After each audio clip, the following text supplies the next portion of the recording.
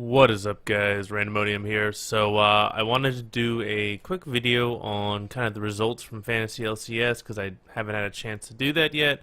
And then I also wanted to talk a little bit about the playoffs and talk about what's been going on. Because yeah, I've been wanting to do this kind of like the fantasy kind of ending video for a while now, and I've just been so busy. And then also. Yesterday was actually my 2-year wedding anniversary, and it didn't go at all according to plan.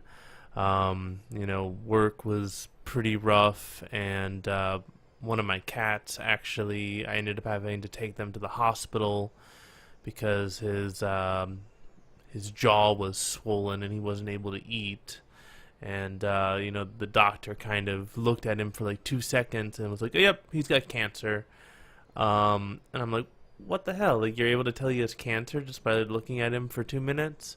So, I kind of asked some questions of the doctor. And I said, "Well, he's had infections in the past in his lips and his jaw. Maybe it's just an infection. Maybe we should try some antibiotics and stuff." They're like, "Yeah, we can try that." So they gave him some antibiotics, and then I've been giving him oral antibiotics, and sure enough, he's getting a lot better. So it looks like it was most likely an infection. I mean, he's a pretty old cat, so eventually he will die. But yeah, that's something that kind of pissed me off. Is like, you look at an animal for less than 5 minutes and say that the animal's gonna die. So if you're ever in that type of situation, always make sure you ask some questions and think about it. What are some other possible causes? Because just because somebody's a vet or a doctor doesn't mean they know everything. So yeah, it looks like my cat's doing better. So don't worry too much. But yeah, it was definitely a kind of a scare. And then me and my wife, we finally had our anniversary dinner. We went out to dinner, and sure enough, my car wouldn't start when we got out of the restaurant. So that was interesting, and then I realized that the water tank was empty, so most likely I got a leak in the water system. So I filled it up with water and was able to finally get it home, but now I got to deal with, there's a leak somewhere in my cooling system. So yeah, but anyway, that's about all that's going on with me. Just been really busy, and just having a lot of personal stuff going on. But I'm hoping to get out a couple more videos in the next week or two. I'm trying to crank out these last remaining beginner's guides videos before the season ends, because the goal is to do one of those videos for every single class, every single season, and basically just update it with the new runes and things like that, new play styles and new information that we get. But I had 11 fantasy drafts this past split, and you guys participated in a lot of them. And out of the 11, they were all 8-man drafts. And out of the 11, I won 4 of them. So I won the 8 p.m. one, I won the 7 p.m. one, the 5 p.m. one, and the 1 p.m. one. And then on 2 of them, the 11 a.m. and the 10 a.m., I got second place. And it was super close. Like, we were both 7-2, and then both 7-2 for this one as well. And I just lost on points. So overall, I'm pretty happy with that. Out of the 11 leagues, in 6 of them, I either got first place or second place. So that's over half. And that's especially good considering that I pretty much shared all of my secrets with everybody. I didn't hold anything back. It's not like I was giving you guys false information or something. I really kind of tried to give you the best info that I could, and thankfully I was able to nickel and dime my way to a few victories. I definitely had quite a few close victories that I probably didn't deserve to win, but I did, and that actually helped put me over the top. So yeah, I hope you guys will join me for Fantasy League's next split. Most likely we'll still do 11, maybe 12 Fantasy Leagues. So yeah, definitely try to sign up. I'll definitely post a video once the next season starts. But as far as the remainder of this split going into the World Championships, so we have Cloud9 versus Dignitas and CLG versus Envy that are happening this weekend. And I think that the easy one is CLG versus Envy. I feel like CLG definitely has too many tools for Envy right now. Envy is just a little bit too hit or miss. So I'd be very surprised if Envy ended up winning that series. My guess is that it'll most likely either be a 3-0 or a 3-1. I could see Envy potentially taking a game off of CLG, but CLG is the better team in my mind, and in a best of five, the better team usually wins. For Cloud9 versus Dignitas, this is definitely a much closer matchup, but Cloud9 has a lot more ways to win than Dignitas in my mind. Um, I think there's a pretty large disparity between in the mid lane between Jensen and Keen, and I think that Cloud9 is really going to abuse that. I think that Dignitas is really dependent upon someday like creating a lot of pressure that frees up his mid lane and his bot lane. And I don't think that Someday is going to be able to do that against Impact. I think that Impact's one of the few people that Someday couldn't do that to. So I think that Dignitas is going to struggle a bit. I would expect Cloud9 to just put Impact on a tank, make sure he doesn't get too far behind, and then Contracts is just going to camp mid lane, and they're probably going to be rotating bot lane up to mid lane as well, and creating a lot of pressure in mid lane. The other option is that once Jensen gets an advantage in mid lane, he can roam bot lane, and they can set up plays in bot lane. So I feel like Cloud9 has a lot more win conditions than Dignitas. I do think it's going to be a close match. I'm really excited for this matchup. I'll say it's probably going to be a 3-2 in favor of Cloud9. So if that is what happens, what means is that the first place team, which is TSM, always gets the lower of the seeds. So that means that TSM would go up against Cloud9 and CLG would go up against Immortals. And in that, both those matchups, I do favor the higher seeded teams. I do think that TSM is better than Cloud9, more consistent than Cloud9, and I do think that Immortals is better than CLG. So really what I'm saying is that I do think that it's going to be a TSM Immortals final, and that one's incredibly hard to call because I feel like Immortals is going to want it more because if TSM gets to the finals, they're pretty much in regardless. They're going to go as the number 2 team at a bare minimum for NA to Worlds.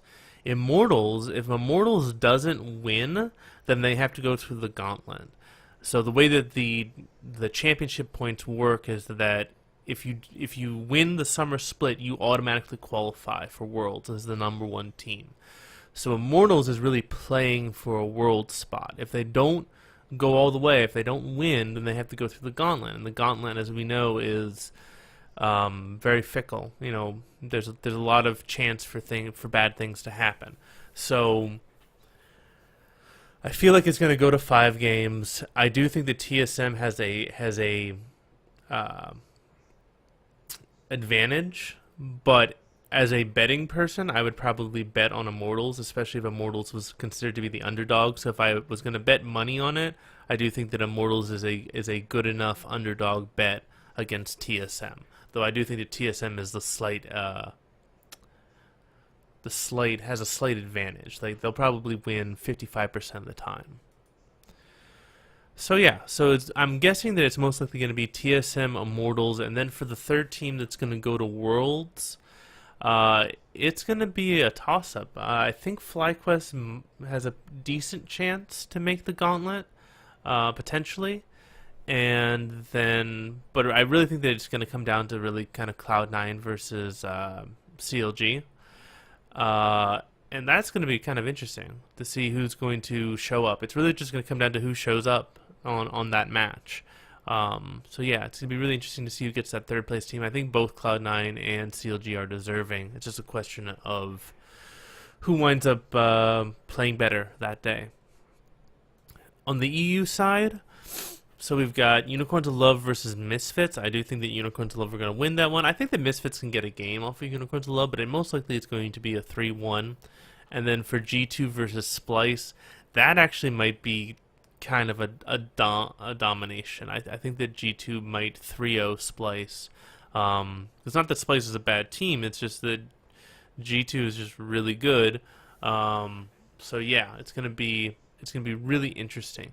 And then because of the way the groups work, so the groups work in a way that the number one and the number two from the same group can't play each other until the final. So here, let me go to the regular season so I can show you the groups. So here's Group A, Fnatic and G2 and Misfits, and then Group B is H2K, Unicorns, and Splice. So if we go to the playoffs here, so Misfits, G2 cannot play Fnatic. So whoever wins there goes to H2K, unless they both win, in which case the number 3 goes to Fnatic and the number 2 goes to H2K.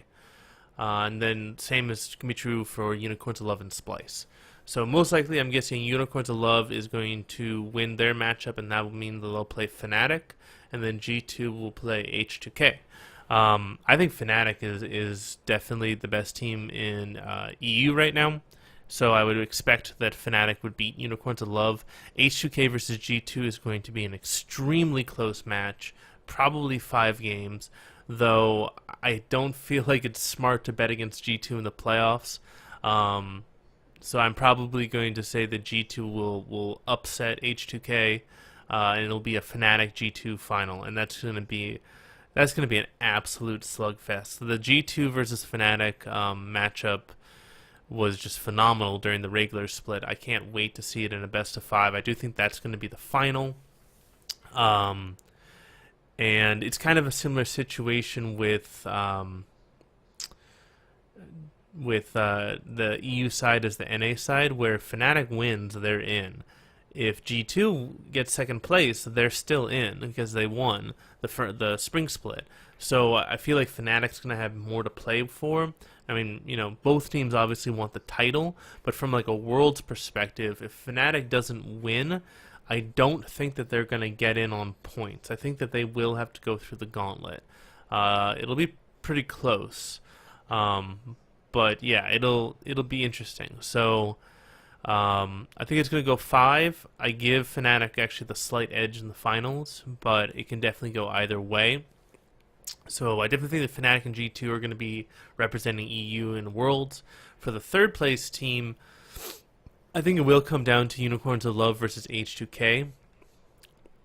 And I can't really bet against H2K in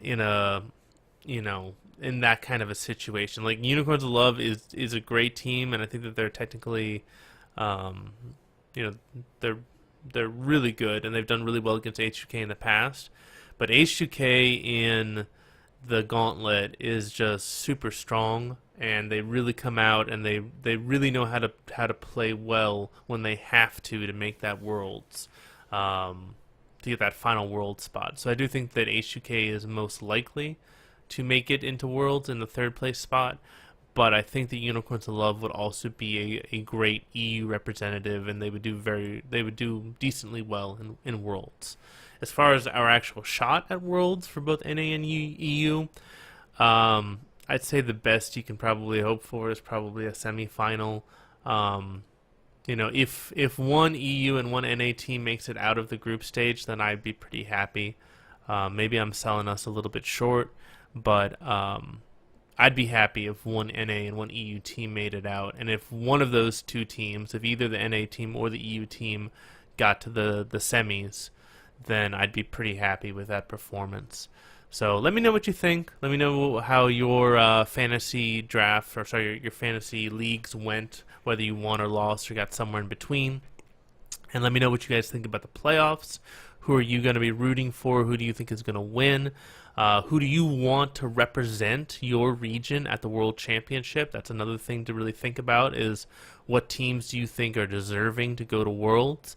And how do you think that both NA and EU are going to do at Worlds this year? So I hope you guys all have a fantastic day. This is Randomonium, signing off.